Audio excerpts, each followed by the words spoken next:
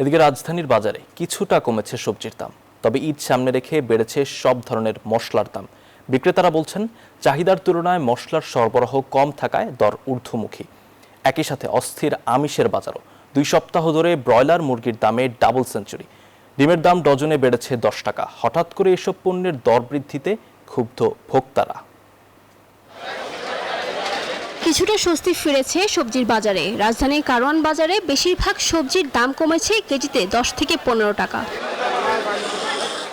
রোজার শুরুতে প্রতি হালি লেবু 100 থেকে 140 টাকায় বিক্রি হলেও বর্তমানে তা বিক্রি হচ্ছে 60 থেকে 70 টাকায়। এদিকে শসা, বেগুন ও কাঁচামরিচের দাম কেজিতে 20 থেকে 30 টাকা কমেছে। অন্যান্য সবজির দাম স্থিতিশীল রয়েছে। বিক্রেতারা বলছেন, চাহিদার তুলনায় সরবরাহ বাড়ায় কমেছে দাম। এতে কিছুটা স্বস্তিতে ক্রেতারা।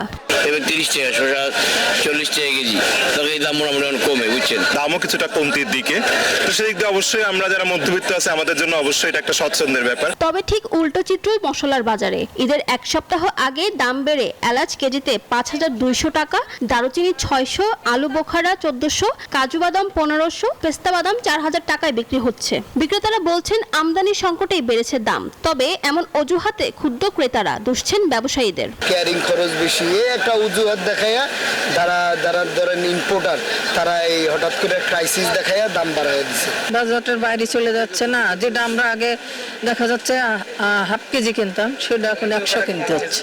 একই চিত্র আমিষের বাজারে। দাম বেড়ে কেজি প্রতি ব্রয়লার মুরগি 210 টাকায়, সোনালী মুরগি 330 থেকে 340 টাকায় বিক্রি হচ্ছে। ডিমের ডজন 120 টাকা।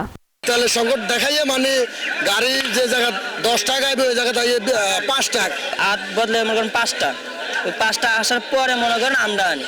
ক্রেতাদের অভিযোগ, অসাধু ব্যবসায়ীদের কারসাজিতে দাম বেড়েছে। বাজার দর স্থিতিশীল রাখতে নজরদারি বাড়ানোর তাগিদ ভোক্তাদের। ঈদের সময় যে কোনো অনুষ্ঠানের কারণে ওরা এই কাজগুলো করে, কারসাজি আছে।